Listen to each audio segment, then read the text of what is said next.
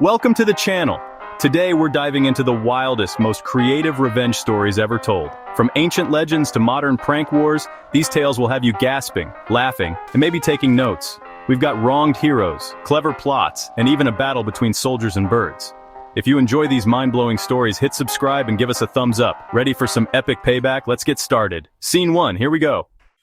First up, the legendary Count of Monte Cristo, a tale of betrayal, patience, and ultimate payback. Edmond Dantès has it all: a promotion, a fiancé, a bright future. But jealous friends frame him for treason. He's thrown into a brutal island prison, betrayed and forgotten. Years pass. Edmond meets Abbé Faria, a wise prisoner who teaches him everything and reveals a secret treasure. Edmond escapes, finds the treasure, and reinvents himself as the mysterious Count of Monte Cristo.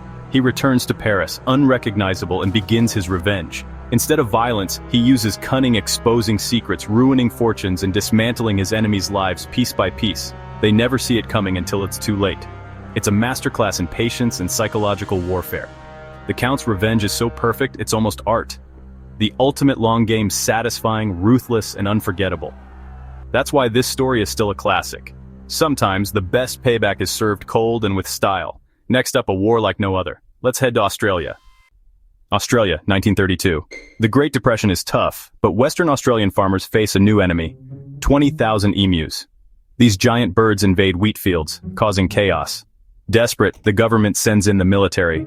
With machine guns, it's man versus bird. Should be easy, right? Wrong. The emus outsmart the soldiers at every turn, splitting up, dodging bullets, and just refusing to go down. Machine guns jam, birds scatter, and the war becomes a national joke. After weeks of failure, the army retreats. The emus win.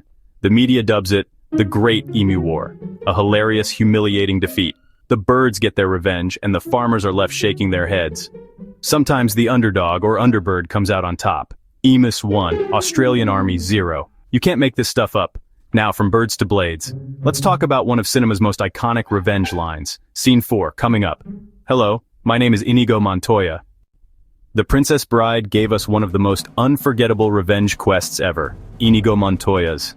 As a boy, Inigo's father is murdered by the cruel six-fingered Count Rugen.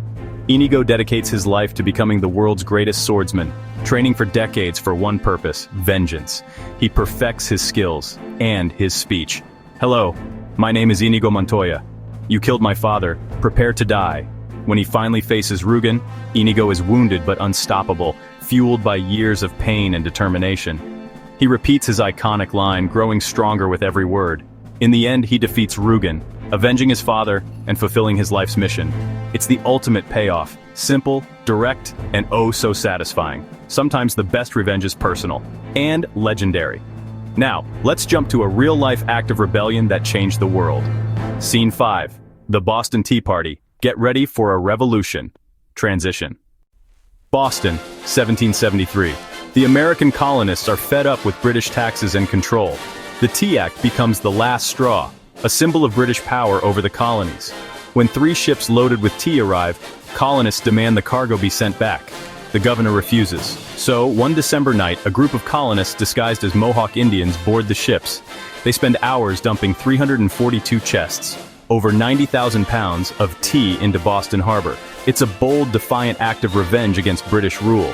The message: we will not be controlled. London is furious.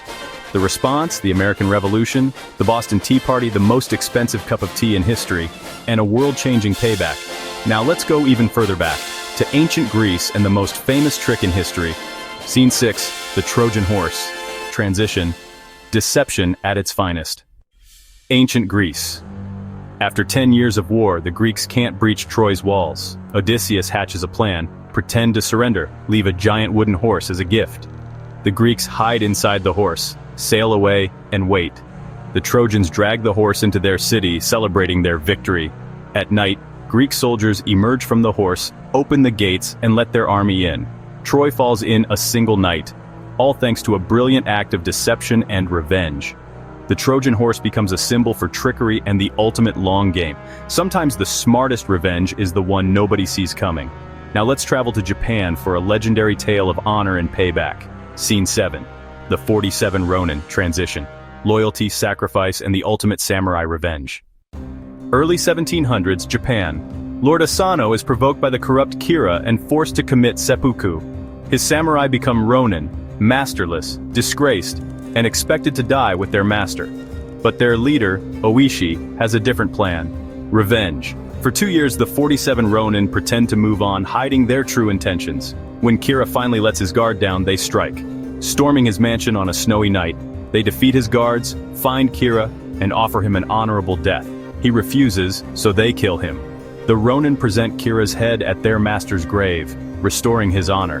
Their sacrifice and loyalty make them legends in Japan. Sometimes revenge is about more than payback, it's about honor. Now let's lighten things up with a modern prank war. Scene 8, the payback prank war. Transition. Glitter, wrapping paper, and ultimate friendship revenge. Not all revenge is serious, sometimes it's just hilarious. Meet Liam and Chloe, two friends locked in an escalating prank war.